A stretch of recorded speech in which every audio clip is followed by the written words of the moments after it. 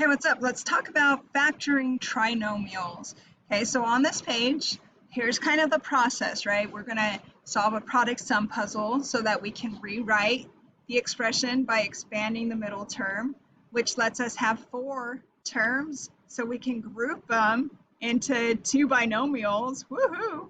And then we factor the binomials, and then we're going to see we still have 2 terms, and we can factor those terms, and then we look and see, are there any other factors left behind? That's it, okay? The beauty of math is that you're going to see, hey, I can manipulate the heck out of it as long as I don't impact equivalency. As long as it still tells me the same story, I can make it look however I want, okay, into something that's helpful for me. So let's explore this. 3x squared plus 7x plus 2. Okay. So I have a trinomial, 3 terms, and I need to factor them. Remember when we talk about factoring, it's 2 quantities that multiply together to give me that answer. So I have to figure out what did I multiply to create 3x squared plus 7x plus 2. It's a fun little puzzle. Here we go. If I create the product sum first, it's going to allow me to expand my expression in a helpful way. Okay, so what we do is we multiply the first and the last together. So 3 times 2 gives me 6.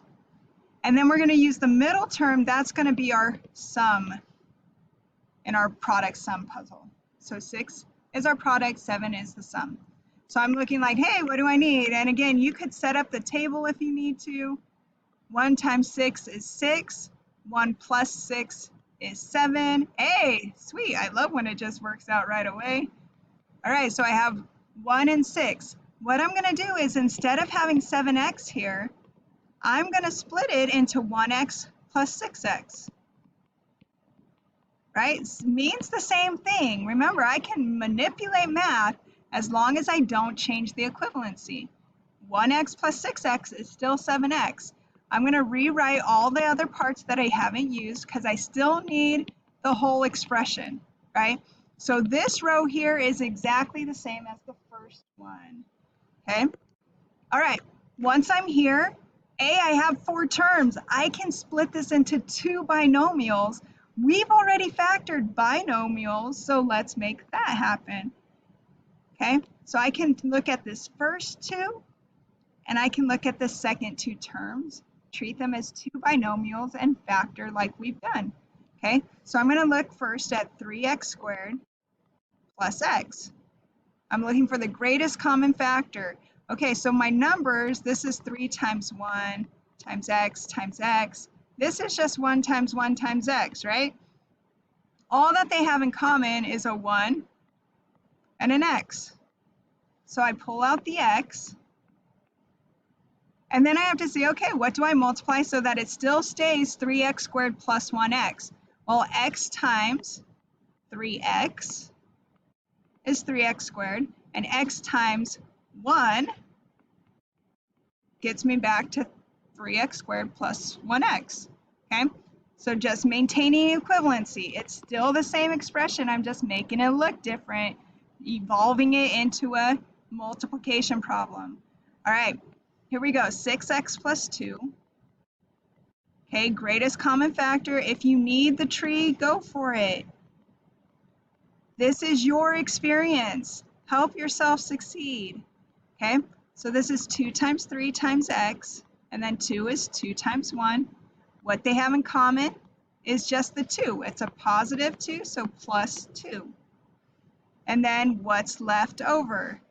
Okay, so that we still have 6x plus 2. Well, 2 times 3x gives me the 6x. 2 times 1 gets me the plus 2. Okay, cool. So remember, we're factoring, which means we should end up with 2 things multiplied times each other. I'm still adding 2 quantities together. I have this quantity, right? And I have this one. We're adding those together, but we don't want that. We want multiplication. So I look at my 2 terms and I'm like, wait, hold up. This one has 3x plus 1, and this one has 3x plus 1. Guys, this is a common factor again. Okay, it's just like if I had 2 times 5 plus 2, 3 times 5, right? Hey, they have that common factor. I could pull out the 5. That's what we've been doing up here in our factoring. It's just, it looks messier, but it's not. It's just an expansion, and it still can be the greatest common factor. 2 things are being multiplied by the same thing. That's a greatest common factor, okay? And so then I look, okay, if I have that, what do I still need to do so I have the same expression? Well, I have 3x plus 1 has to be multiplied by x, and 3x plus 1 has to be multiplied by 2, right? So it's the same thing, even though it looks a little bit different, we're still doing the same kind of process with factoring. What is being multiplied the same? Pull that out, and then what are the other factors left behind? Over and over and over again. Okay, let's look at one more in this video, and then you can watch the other ones for more examples. Here we go. Negative 5w squared minus 11w minus 6. So the first thing is let's create the expansion. So we're going to use our product sum to expand this middle term. So negative 5 times negative 6 is my product, and then the middle one is my sum, so negative 11. And again, if you need to set up your table, okay, let's go through it. Bust out the calculator. Don't let this part stress you out, okay? I have a positive product, a negative sum.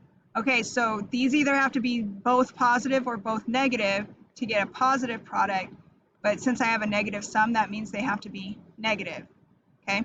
Negative 1 times negative 30 is positive 30. When I add those, that's negative 31. But not what I want. Negative 2 times negative 15 is positive 30. But when I add those, I get negative 17. Nope, not what I want. Negative 3 times negative 10 is positive 30. When I add those, it's negative 13. Not what I want. When I go negative 4 doesn't go in evenly, negative 5 does. Negative 5 times negative 6 is positive 30. And then negative 5 plus negative 6 is negative 11. Hey, that's what I want. Okay, so I'm going to use negative 5 and negative 6 to break apart negative 11w. So instead of negative 11w, I'm going to write it as negative 5w minus 6w. Same thing, it just looks different, right? But it's still equivalent. Bring down my other parts. Okay, we got our 4 terms. Let's bust out the binomials within. Okay, so I'm going to have these 2 quantities, and we're going to factor. So I'm going to do 5, negative 5w squared minus 5w. Okay, I see they both have a negative 5.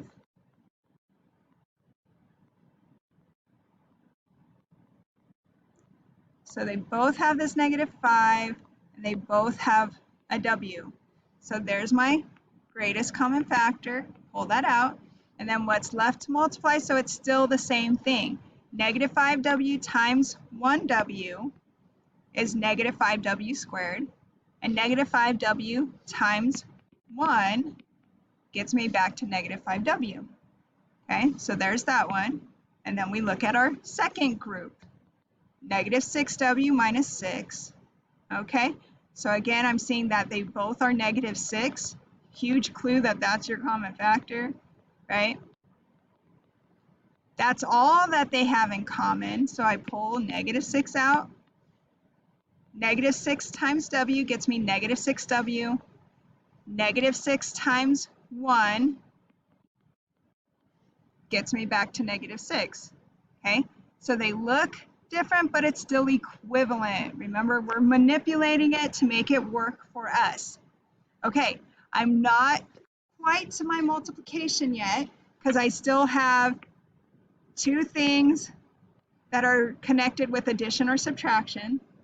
We don't want that, so we're looking for what's in common. Both things are being multiplied by w plus 1. Sweet! Okay, so I'm going to pull w plus 1 in front. That's my greatest common factor. And then I go see, well, how do I keep it so it's still this, just in a different form, right? Well, if I do w plus 1 times negative 5w, there's my first term. And if I do w plus 1 times negative 6, there's my second term, okay? So just like before, those are our other factors, right? Okay, but before we finish, we always have to check in the parentheses, are there still a common factor that I need to pull out? If I look in the first one, I just have 1 and 1. If 1's the greatest common factor, you don't have to do anything, okay? But when I look over here in my second parentheses, I'm seeing, hey, these are both negative, which means I can pull out a negative 1. Right? If they're both negative, that's in common. We have to pull what's in common out. So I'm going to pull the negative 1 to the front. I didn't change the first thing here, so w plus 1 stays how it is. I'm pulling the negative 1 out of the second one. Okay, so negative 1 times 5w. So I have to leave the 5w there. And then this is negative 1 times 6. So I still need the 6 there so that it goes back to negative 6. This would be our final factorization. Okay, so we factor, factor, factor, and then we look, did I miss any factors? And make sure that you pull out any final ones for your final solution. Okay, check out the other videos for more examples on factoring trinomials.